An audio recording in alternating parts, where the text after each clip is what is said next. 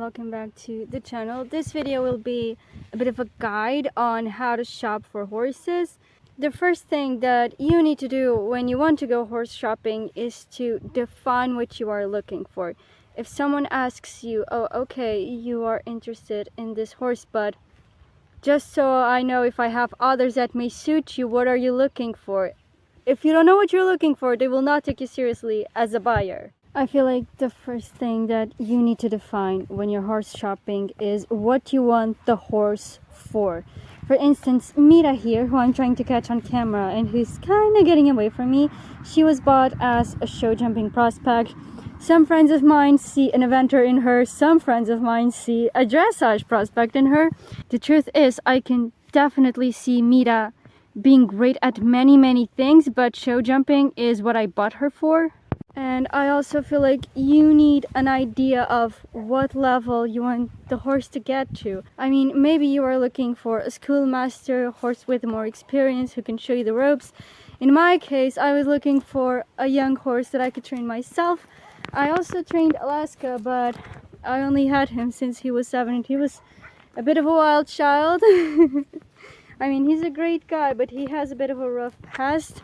He was definitely not ideal for a 12-year-old. I did not choose him myself. Alaska was not the best choice for me back then, but if you are a rider who's just starting out or if you are very young, I definitely recommend going for a more experienced horse. But if you are like me and you already have some experience with training horses and you prefer to just train the horse yourself and avoid certain issues that can arise, both physical and mental, then yes, maybe go for a younger horse. Your availability is also very important. I mean, if you are going to get yourself a very young horse, you definitely need the time. But if you do not have a lot of availability for the horses, then maybe get yourself an older, more experienced horse who has some training done. And yes, I gave Alaska a hideous haircut. Please don't hate me for it. But his mane was just getting too big and too heavy, so I cut some mane for myself. I want to do some bracelets with it and just eternalize Alaska because he's such a wonderful little horse. And oh, scratching on the tree. I feel like the horse's temper can also play quite a role on whether or not you are compatible. For instance, I had a Lusitano prior to Alaska, and although he was great, he wasn't exactly the best horse for me because he was a Lusitano, so he was a rather cold horse and he was very old. And I was a very energetic child back then.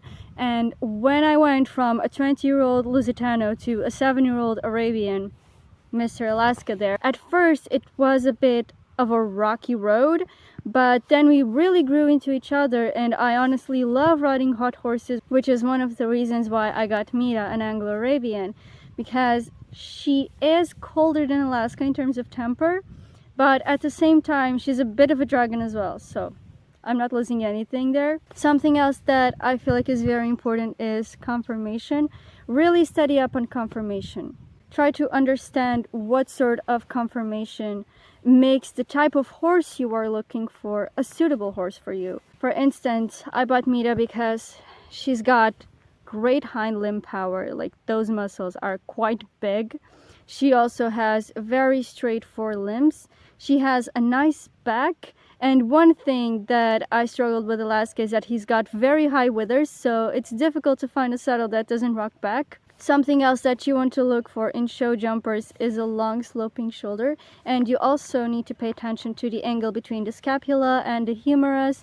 But there's a great book called Horse Conformation by Equine Research, and I absolutely love it. I see it as like my conformation Bible, and it also has some great parts about anatomy. I'm going to try to put the book somewhere on the screen here. It's truly a great book and it's worth the read.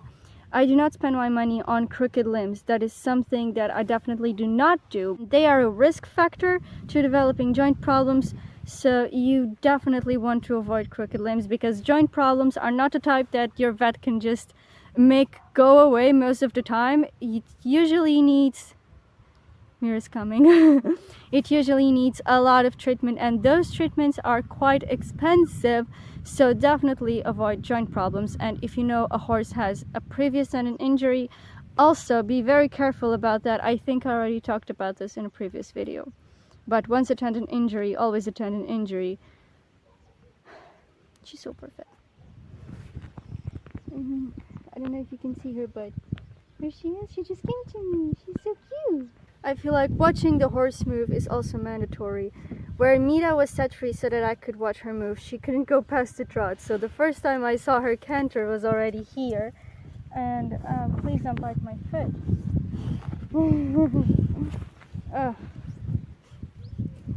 But yes, the first time I saw her canter was when she was already here, and her canter was quite horrifying. I have my notebook right there with, oh my god! No. I'm sorry, she was just trying to bite my notebook with notes for the video. Oh, okay, it relaxed her, okay. Just let me grab her pacifier. Well, like I was saying, Mira could only go to the trot where she was let loose for me to see her when I was buying her.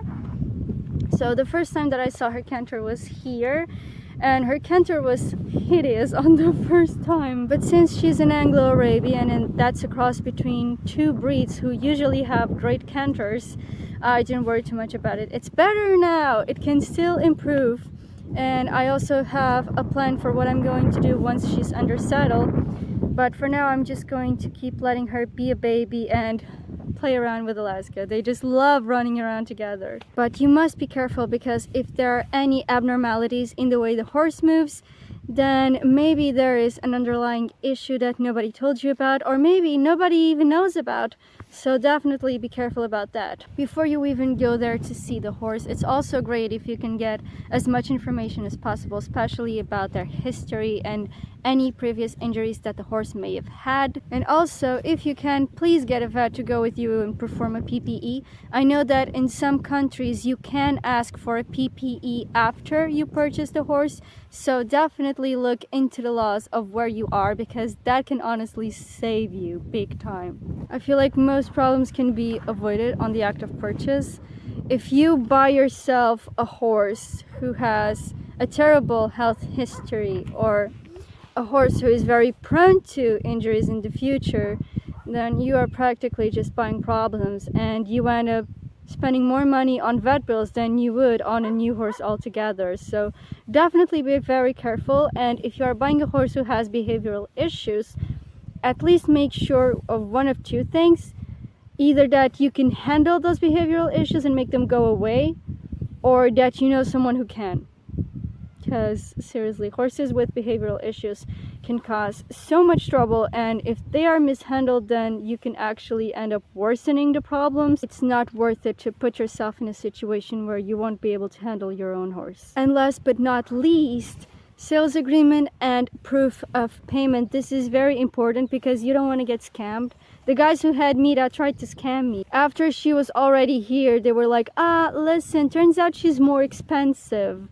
And when I told him that I was not going to pay the difference he was asking me to pay, he was like, okay, so I will give you your money back and I will get her. And I was like, no, if you want to come and get her, you have to give me double of what I paid for her. And it's in the law that if the seller defaults on the deal, then the seller has to give you double the money back. So it's definitely worth it to talk to a lawyer and get some information on the laws where you live before you go out and get a horse. I don't know what experiences you all had, but I feel like most of the horse dealers are a bit dishonest. Not all of them, of course, but be prepared for the dishonest ones. And that is it for today's video. A dirty horse is a happy horse. Anyway, make sure to leave a comment, subscribe to the channel, and if you have any questions at all, you can leave them in the comments or DM me on Instagram. Bye!